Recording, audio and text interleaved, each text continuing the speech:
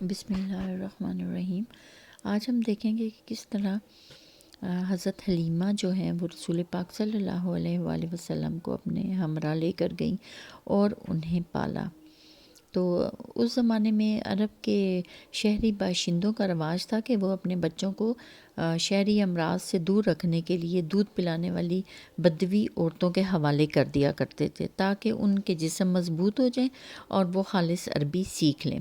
اور اسی وجہ سے حضرت عبد المطلب نے رسول پاک صلی اللہ علیہ وسلم کو حضرت حلیمہ کے حوالے کر دیا۔ ان کے شوہر کا نام حارث تھا اور یہ دونوں جو ہیں قبیلہ بنی سعد سے تعلق رکھتے تھے، اور ان کی اپنی اولاد بھی تھی جن میں عبداللہ، انیسہ، حذافہ جو کہ شیمہ کے لقب سے مشہور تھیں، اور انہوں نے رسول پاک صلی اللہ علیہ وآلہ وسلم کو گود کھلایا تھا۔ اور حضرت حلیمہ نے ابو سفیان جو کہ رسول پاک صلی اللہ علیہ وسلم کے چچیرے بھائی تھے ان کو بھی دودھ پلایا، تو اس طرح سے ابو سفیان بھی رسول پاک صلی اللہ علیہ وسلم کے رضاعی بھائی بن گئے تھے۔ اور حضرت حلیمہ کہتی ہیں کہ انہوں نے رسول پاک صلی اللہ علیہ وسلم کی پرورش کے دوران ایسے مناظر دیکھے کہ وہ حیرت زدہ رہ گئیں، اور وہ اپنے سارا جو ہے وہ تفصیل بیان کرتی ہیں۔ ابن اسحاق کہتے ہیں جنہوں نے اس کو روایت کیا ہے، وہ کہتے ہیں کہ حضرت حلیمہ بیان کیا کرتی تھی کہ وہ اپنے شوہر کے ساتھ اپنا ایک چھوٹا سا دودھ پیتا بچہ لے کر بنی سعد کی کچھ عورتوں کے قافلے میں اپنے شوہر کے ساتھ جو ہے وہ دودھ پلانے والے بچوں کو تلاش کرنے نکلیں، اور یہ قحط سالی کے دن تھے اور ان کے اپنی گود میں بھی ایک بچہ تھا۔ وہ گدھی پر سوار تھیں اور ان کے پاس ایک اونٹنی بھی تھی، لیکن نہ تو ان کے پاس بچے کے لیے کوئی دودھ تھا اور نہ ہی اونٹنی جو ہے وہ ہی دودھ دیا کرتی تھی تاکہ اپنے بچے کو وہ پلا سکیں۔ تو بچہ ساری رات روتا رہتا تھا اور یہ بھی سو نہ پاتے تھے اور اسی پریشانی میں رہتے تھے، اور بس انہیں بارش کا انتظار تھا، لیکن بارش نہ ہو پائی۔ وہ فرماتی ہیں کہ خیر ہم کسی نہ کسی طرح دودھ پینے والے بچوں کی تلاش میں مکہ پہنچ گئے، اور یہ ایک گدھی پر سوار تھیں اور وہ اتنی کمزور تھی کہ سارا قافلہ جو ہے وہ تنگ آ گیا تھا، کیونکہ یہ پیچھے رہ جاتی تھی اور قافلے والوں کو ان کے لیے انتظار کرنا پڑتا تھا۔ اور پھر یہ کہ بتاتی ہیں کہ رسول پاک صلی اللہ علیہ وسلم کے پاس تمام عورتیں باری باری گئیں، لیکن چونکہ وہ یتیم تھے اس لیے کسی نے انہیں نہ لیا، اور حضرت حلیمہ بھی انہیں دیکھ کر واپس آ گئیں۔ اب جب واپسی کا وقت آیا تو ساری عورتوں کے پاس کوئی نہ کوئی بچہ تھا، لیکن حضرت حلیمہ کے پاس کوئی بچہ نہ تھا، تو یہ ان کے لیے بہت ہی شرمندگی کا باعث تھا۔ تو انہوں نے اپنے شوہر سے کہا کہ کیوں نہ ہم اسی یتیم بچے کو لے لیتے ہیں، تو ان کے شوہر نے کہا کوئی حرج نہیں، ممکن ہے کہ اللہ اسی میں ہمارے لیے برکت دے۔ اور اس کے بعد وہ کہتی ہیں کہ میں نے جا کر بچہ لے لیا، اور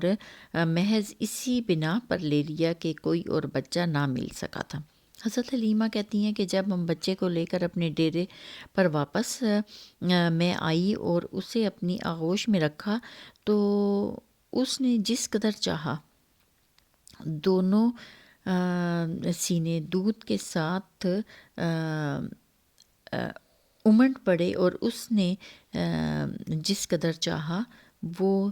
شکم سیر ہو کر پیا، یعنی رسول پاک صلی اللہ علیہ وسلم نے پیٹ بھر کر دودھ پیا، اور اس کے ساتھ اس کے بھائی نے بھی سیر ہو کر پیا۔ پھر دونوں سو گئے، حالانکہ اس سے پہلے میں اپنے بچے کے ساتھ سو نہیں سکتی تھی۔ ادھر میرے شوہر اونٹنی دوہنے گئے تو دیکھا کہ اس کا تھن دودھ سے لبریز ہے، اور انہوں نے اتنا دودھ دوہیا کہ ہم دونوں نے نہایت آسودہ ہو کر پیا اور بڑے آرام سے رات گزاری۔ اور ان کا بیان ہے کہ صبح ہوئی تو میرے شوہر نے کہا حلیمہ خدا کی قسم تم نے ایک بابرکت روح حاصل کی ہے، اور میں نے کہا ہاں مجھے بھی یہی توقع ہے۔ حلیمہ کہتی ہیں کہ اس کے بعد ہمارا قافلہ روانہ ہوا اور میں اپنی اسی خستہ حال گدھی پر سوار ہوئی اور اس بچے کو بھی اپنے ساتھ لیا، لیکن اب وہ وہی گدھی خدا کی قسم پورے قافلے کو کاٹ کر اس طرح آگے نکل گئی کہ کوئی اس کو نہ پکڑ سکا۔ یہاں تک کہ میری سہیلیاں مجھ سے کہنے لگیں کہ او ابو زویب کی بیٹی، ارے یہ کیا ہے، ذرا ہم پر مہربانی کر، آخر یہ تیری وہی گدی تو ہے جس پر تو سوار ہو کر آئی تھی۔ میں کہتی ہاں ہاں بخدا یہ وہی ہے، اور وہ کہتی اس کا یقیناً کوئی خاص معاملہ ہے۔ پھر ہم بنو سعد میں اپنے گھروں کو آ گئے۔ مجھے معلوم نہیں کہ اللہ کی روئے زمین کا کوئی خطہ ہمارے علاقے سے زیادہ قحط زدہ تھا، لیکن ہماری واپسی کے بعد میری بکریاں چرنے جاتیں تو آسودہ حال اور دودھ سے بھرپور واپس آتیں۔ ہم دوہتے اور پیتے جب کسی اور انسان کو دودھ کا ایک قطرہ بھی نصیب نہ تھا، اور ان کے جانوروں کے تھنوں میں دودھ سرے سے رہتا ہی نہ تھا، اور لیکن تب بھی ان کی بکریاں جو ہیں وہ اتنا زیادہ دودھ دیتی کہ ہمارا سارا گھر سیر ہو کر پی لیتا۔ یہاں تک کہ اس بچے کے 2 سال پورے ہو گئے اور ہم نے دودھ چھڑا دیا۔ یہ بچہ دوسرے بچوں کے مقابلے میں اس طرح بڑھ رہا تھا کہ 2 سال پورے ہوتے ہوتے وہ کڑا اور گٹھیلا ہو گیا، اور اس کے بعد ہم اس بچے کو اس کی والدہ کے پاس لے گئے۔ لیکن ہم اس کی جو برکت دیکھتے آئے تھے، اس کی وجہ سے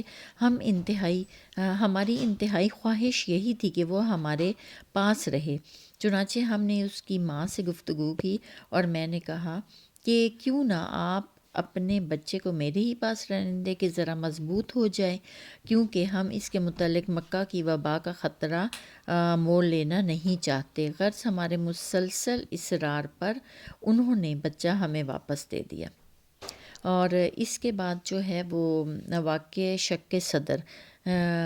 وہ بیان کرتی ہیں کہ اس طرح رسول پاک صلی اللہ علیہ وسلم مدت ریاضت ختم کرنے کے بعد بھی بنو سعد ہی میں رہے، یہاں تک کہ ولادت کے 4 یا 5ویں سال شق صدر یعنی سینہ مبارک چاک کیے جانے کا واقعہ پیش آیا، اور اس کی تفصیل حضرت انس رضی اللہ تعالیٰ عنہ فرماتے ہیں کہ رسول پاک صلی اللہ علیہ وسلم کے پاس حضرت جبرائیل علیہ السلام تشریف لائے اور آپ بچوں کے ساتھ کھیل رہے تھے۔ حضرت جبرائیل علیہ السلام نے آپ کو پکڑ لیا، لٹایا اور سینہ چاک کر کے دل نکالا، پھر دل سے ایک لوتھڑا نکال کر فرمایا یہ تم سے شیطان کا حصہ ہے۔ پھر دل کو ایک تشت میں زمزم کے پانی سے دھویا اور اسے پھر جوڑ کر اس کی جگہ لوٹا دیا۔ ادھر بچے دوڑ کر اپنی ماں کو بتانے اس کے پاس پہنچ گئے اور کہنے لگے کہ محمد قتل کر دیا گیا، اور ان کے گھر کے لوگ جھٹ پٹ پہنچے، دیکھا تو آپ کا رنگ زرد ہو چکا تھا، یعنی کہ رنگ جو ہے وہ بالکل زرد پڑا ہوا تھا۔ اس واقعے کے بعد حلیمہ کو خطرہ محسوس ہوا اور انہوں نے آپ صلی اللہ علیہ وسلم کو آپ صلی اللہ علیہ وسلم کی ماں کے حوالے کر دیا۔ چنانچہ آپ 6 سال کی عمر تک جو ہے وہ اپنی والدہ کی آغوش محبت میں رہے، اور پھر اس کے بعد جو ہے حضرت آمنہ کا ارادہ ہوا کہ وہ اپنے شوہر کی قبر پر جو ہے وہ یثرب جا کر حاضری دیں۔ چنانچہ وہ اپنے یتیم بچے حضرت محمد صلی اللہ علیہ وسلم کو اپنی خادمہ ام ایمن اور اپنے سرپرست عبد المطلب کی معیت میں کوئی 500 کلومیٹر کی مسافت طے کر کے مدینہ تشریف لے گئیں اور وہاں ایک ماہ قیام کیا اور واپس ہوئیں، لیکن ابھی ابتدائے راہ میں تھیں کہ بیماری نے آ لیا، اور پھر یہ بیماری شدت اختیار کر گئی، یہاں تک کہ مکہ اور مدینہ کے درمیان مقام ابواء میں پہنچی تو رحلت کر گئیں اور وہیں پہ دفن ہوئیں۔ اور جو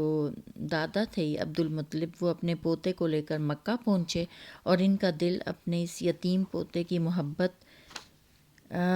کے لیے تڑپتا رہتا تھا، کیونکہ